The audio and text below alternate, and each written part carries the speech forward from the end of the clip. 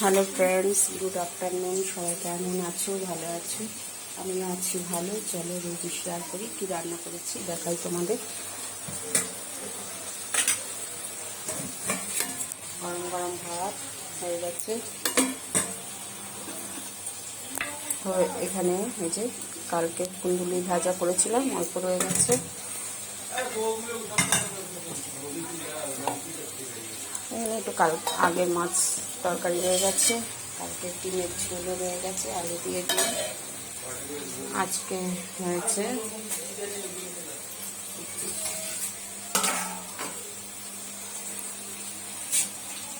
রুই মাছ দিয়ে আলু, পেঁপে, কাঁচকলা দিয়ে ঝোল করা হয়েছে।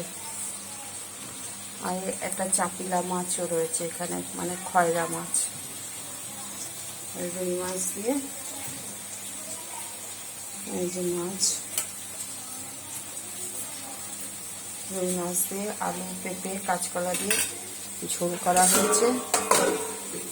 আর এখানে হচ্ছে ছোলা দিয়ে পেঁপে আলু ঘন্ট, ঘন্ট বলে, ডালনাও বলে, এই আর কি। ঘি গরম মশলা দিয়ে বানিয়েছি।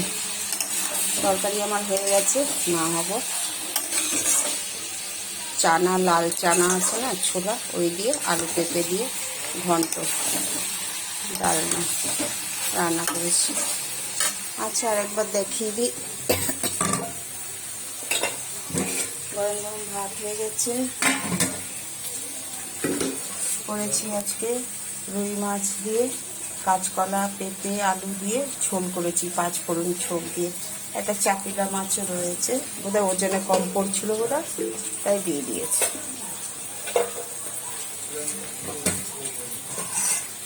আর এটা তো কালকের আছে কুন্দুলি ভাজা, আর এটাও কালকে একটু মাছের তরকারি রয়ে গেছে।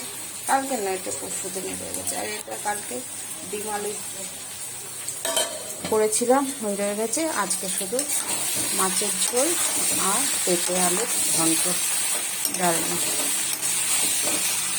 ছোলা দিয়ে ঘি গরম মশলা ছোলা দিয়ে বানালাম।